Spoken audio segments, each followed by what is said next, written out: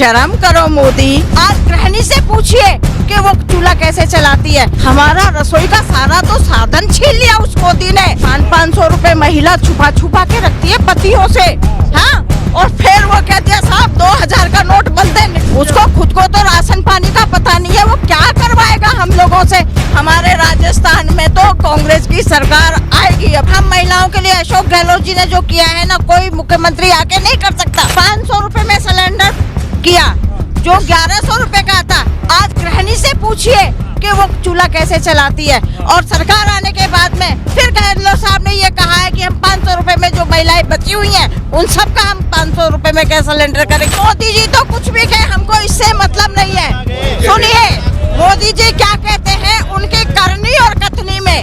राजस्थान में मोदी जी ने अभी तक ये चेहरा घोषित नहीं करा है कि मुख्यमंत्री कौन बनेगा। हमारे राजस्थान के छोटे से छोटे बच्चे का आप इंटरव्यू लीजिए, वो आपको बता देगा कि मोदी जी ने क्या काम किया है।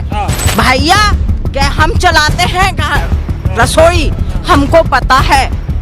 कितने 80 रुपए किलो तो अभी प्याज बिक रही है। 200-300 रुपए किलो टमाटर बिका है। हमारा रसोई का सारा तो साधन छीन लिया उस मोदी ने। अब वो कह रहे हैं भैया 500 रुपए महिला छुपा छुपा के रखती है पतियों से, हाँ, और फिर वो कहती है साहब 2000 का नोट बंद है, निकाल दो। उसको खुद को तो राशन पानी का पता नहीं है, वो क्या करवाएगा हम लोगों से। हमारे राजस्थान में तो कांग्रेस की सरकार आएगी। अब जब वो महिला पहलवान वहाँ दिल्ली में रो रही थी, हरिद्वार जाके वो मुंडन करवा रही हैं, शर्म करो मोदी। वो भी बच्चियाँ थी, कम से कम ये सोच लेते भी किसी की बेटी थी, उसको तो न्याय दिलवा देते उन बच्चियों को। और तो हमें फांसी लगने वाली नहीं है, कमल के फूल को फांसी लगेगी मेरे भाई। वो ये कह रहे हैं ना प्रयागराज में हमने राम मंदिर बनाए, उनके पत्थर तो हमारे राजस्थान से ही जा रहे हैं। तो रामलला कौन के हुए? हमारे हुए। बोला जय सिया राम। आज जो 25 साल का बीमा है मेरे भाई, मेरी आँख की रोशनी चले गई थी। बहुत गरीब परिवार से हूँ। आज अशोक गहलोत जी 25 लाख का नहीं बीमा करते तो मेरी आँख की रोशनी नहीं आती मेरे भैया, मैं तुम्हें नहीं देख पाती। ये अशोक गहलोत की देन है कि मेरी रोशनी दोबारा आई। इसको छोड़ो सीना, और नए नए सूट बेचारे ने कभी पहने ना है। पहले तो बन गए सन्यासी, अब वह नए नए सूट पहनने को कोई 50,000 को, कभी 1 लाख को। हमें तो भैया ना देखे, हमारा मुख्यमंत्री तो गरीब है, कुर्ता पकड़ो फट जावे। इतना ही वादा कर दे, करोड़ रुपए भी मुझे दे दे तो भी मैं हाथ को ही।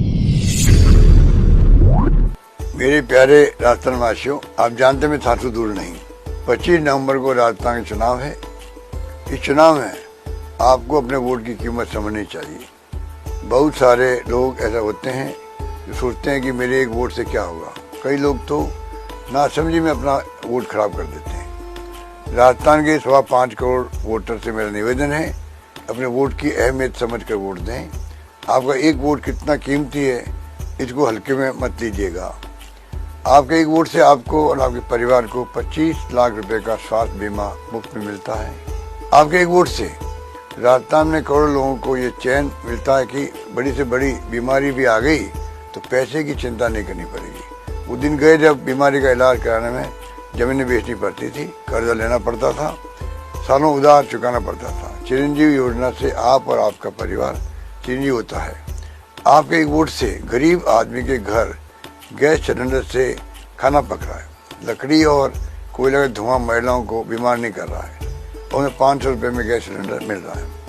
आपके एक वोट से 1 करोड़ 5 लाख लोगों को अन्नपूर्णा राशन किट मिलता है। आपके एक वोट से आपके घर में 100 यूनिट बिजली फ्री मिलती है। आपके एक वोट से 1 करोड़ बुजुर्ग विधवा और दिव्यांगों को 1000 रुपये पेंशन मिलती है। और आपके ही एक वोट से महिलाओं का रोडवेज में आधा किराया लगता है। आपके एक वोट से ही सरकारी कर्मचारियों का बुढ़ापा सुरक्षित होकर OPS की गारंटी मिलती है। जो लोग सोचते हैं कि मेरे एक वोट से क्या होगा, किसी को भी दे देंगे, ऐसे लोगों को मैं याद दिलाना चाहता हूं कि एक वोट से ही सरकारें बनती बिगड़ती है।